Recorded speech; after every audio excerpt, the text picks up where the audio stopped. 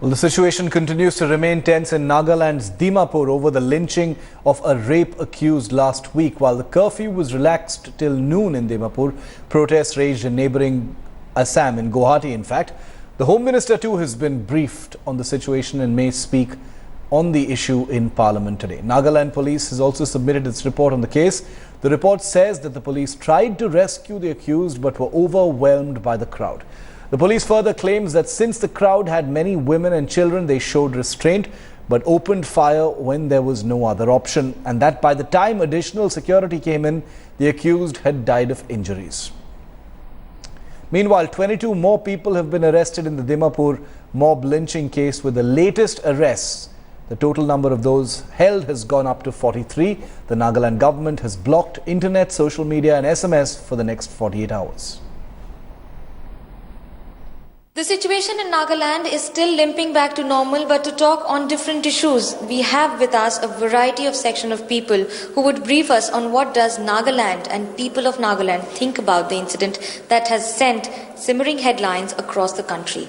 We have with us Bano Haralo, a social activist. Ma'am, give us an idea on what is the perspective of the people and what do they think about it now? I think the perspective of the people is that there's been outright condemnation on this crime, which is unprecedented in our state. And there is a deep sense of regret, horror, shock that has been expressed.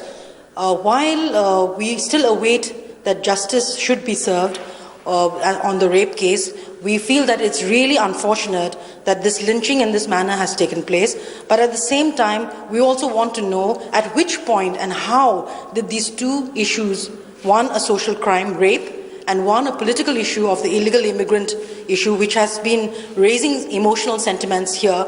How and when did these two issues get mixed up? Who raised it? And who incited this, took this incident of rape and merged these two issues together? Without a doubt, it has dented the image of Nagaland. But what we wanted to say is that this is not Nagaland. This is only a small pocket of incident that happened, a horrific incident that happened. But the world is now looking at us, vilifying us as complete villains, complete barbarians. And we want to let the world also know that this is not true. We condemn it. Reality that not only the government of Assam, Nagaland and other northeast states realize, but also the government of India realizes and takes immediate steps to ensure that the people of northeast feel safe, at least in their own country. With camera person Lalit Joshi, this is Manogya Loiwal in Dimapur, Nagaland for Headlines Today. Let's go straight across to headlines today. Is Manogya Loiwal joining me live from Dimapur right now. Manogya, what is the ground situation right now? Is it still volatile? Is it still tense? Or has there a sense of normality returned to Dimapur? Well, very tough to answer because people still here feel that the life is far from normal.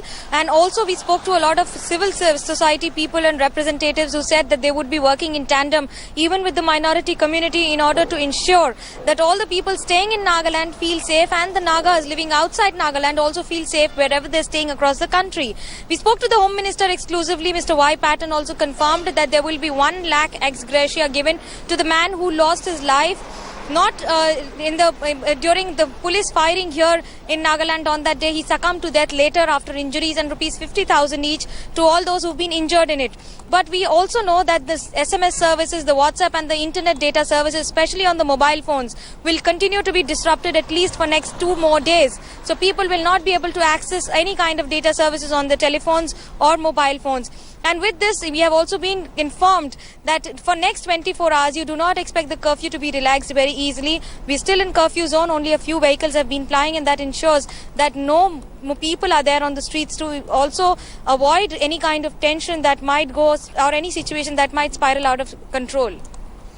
And, 43 people have been arrested so far, Manogya, in relation to this particular case. Can you give us a sense of what else the police is likely to do now?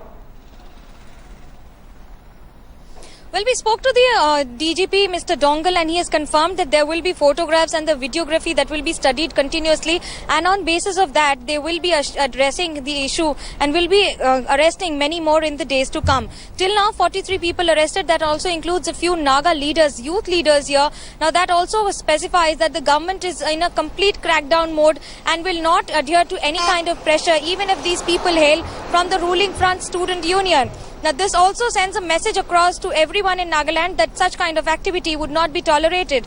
However, how did this situation happen? It has been accepted in an exclusive interview to Headlines Today, where Chief Minister T.R. Zeliang confirmed that it is a failure on the part of the government. Not only intelligence, but also the police officials failed to analyze the situation, and that's the reason why they were suspended. However, in the days to come, you expect more action, especially after the Judicial Commission report is finalized and submitted within 10 days of action now.